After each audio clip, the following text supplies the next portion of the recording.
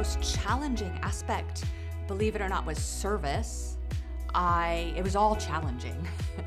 The theory for me, book learning is a comfort zone, and so I worked very hard on that, but it came more naturally to me. My system for tasting, actually, once I got going a little bit, I actually managed to pass the tasting exam twice, but reset on service. Service was what got me. I was not confident going through service. I didn't have a strong fine dining background. I learned a lot in the process of trying to pass service, so I became much better.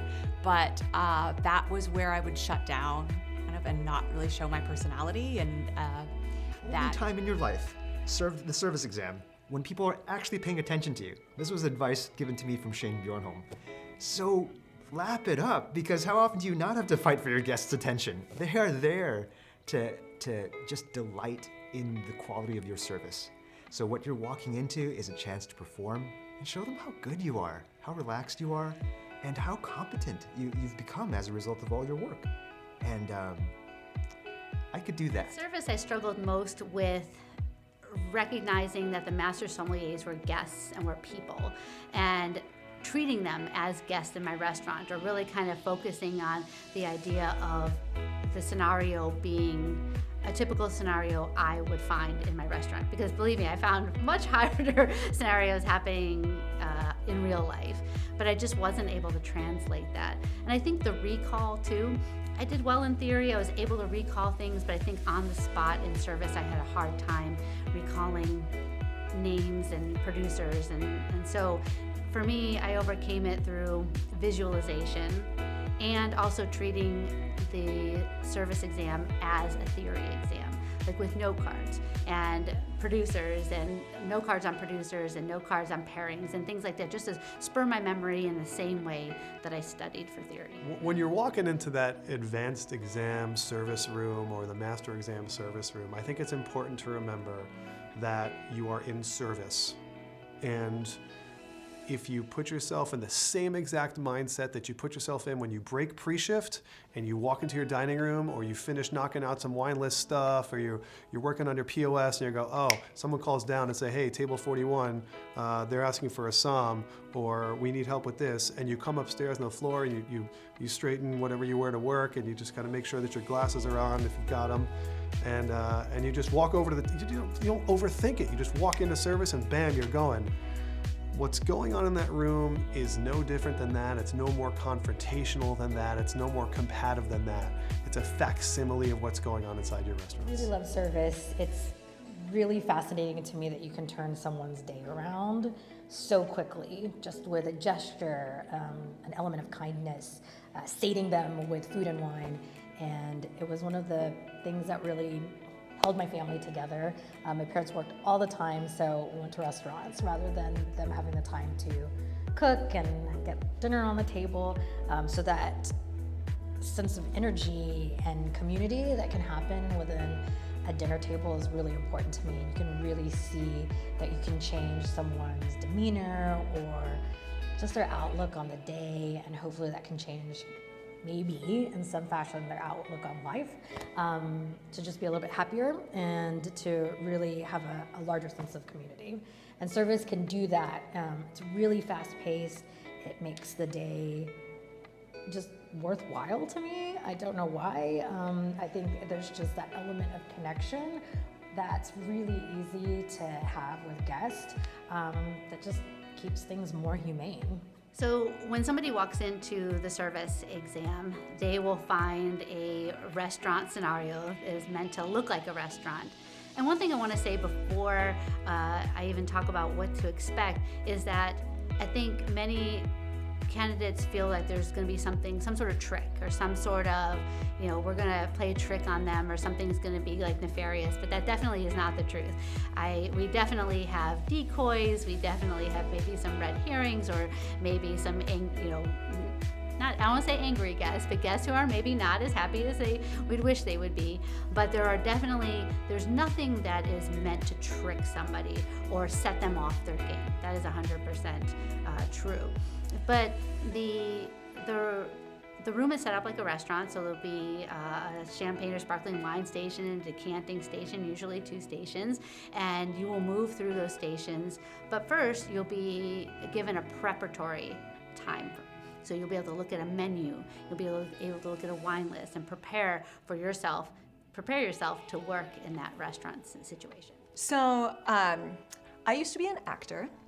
And people used to tell me this all the time when I would go to auditions, and I never believed them. But what they tell you at auditions is that the people behind the table really want you to do well. Like, they want you to come in and they want to be like, yes, that's my Juliet, we're done.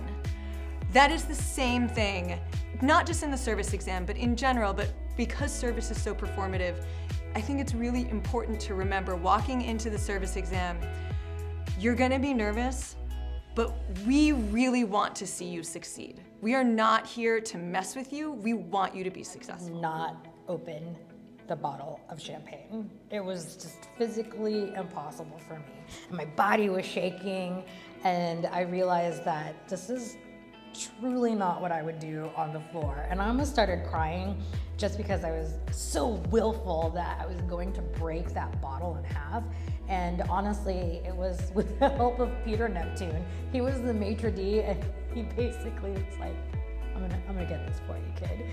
Because he saw me struggling, and he was like, this girl is not gonna get through this because she's not gonna be able to open it.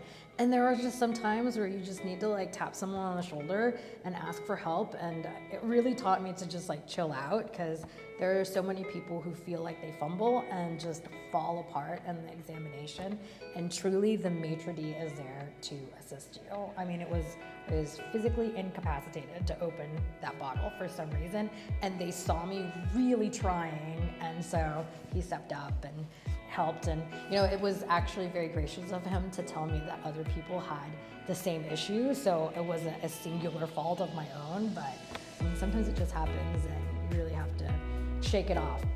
I remember being so exerted from trying to open it that I was shaking the whole time with the bottle because my hand had hurt so much that I could barely like keep a grip on the champagne bottle. And so I used 2 hands. Not a lot of people do it, but I had to do it. And I mean, it was a wonder that I passed, but was able to get through it somehow.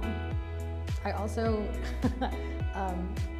nobody should ever do this, but in my Master Sommelier theory examination, I literally answered a question with your mom, because I just had to laugh at myself. And I looked at Tim Dazer and Michael Jordan, and I was like, your mom. And that was, I mean, and truly, I think they understood that I was just like at a loss. And at least it gave me a moment of pause to just like, okay, I'm still me, I'm still laughing, I'm still, you know, an idiot part of the time. And it allowed me to like get through it. Everybody should always answer with a question, no matter what. Like they should answer the questions and never do what I did. But knowing myself, I really needed that moment of just like a sense of humor to get through the rest. Preparing for the service exam was a little bit challenging because I didn't work in a fine dining restaurant, and we get tested on fine dining standards. So even things like wearing a coat, I didn't do at work. So when I practiced, I had to just wear a coat, just practice wearing a coat. You grab into different pockets and like, oh, my wine key isn't there. Where's my wine key? Getting used to moving around the table and not hitting things with your sleeve.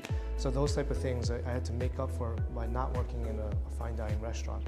Also, the type of wines on my wine list were casual dining type of wines, all under $200, under $300 a bottle. And I had to go and look at other people's wine lists from around the world and figure out like, okay, that's on 3 or 4 different people's wine lists. I think this producer and this wine is important. So then I have to commit those to memory and kind of make like those are a part of my world, even though those wines didn't come to me. I fumbled in the service exam my second time, and I dropped all the champagne glasses. Because I think it was because I didn't know the champagne producer, right? So I didn't know the producer because my theory game was not where it should be, or my recall game in the theory was not there. I dropped all the champagne glasses and I did not recover well. I think it kind of tumbled from there. I thankfully had an amazing experience at a recent exam where I watched a student who did drop all of the glasses and completely recovered and got one of the highest scores, if not the highest score of the day of everybody.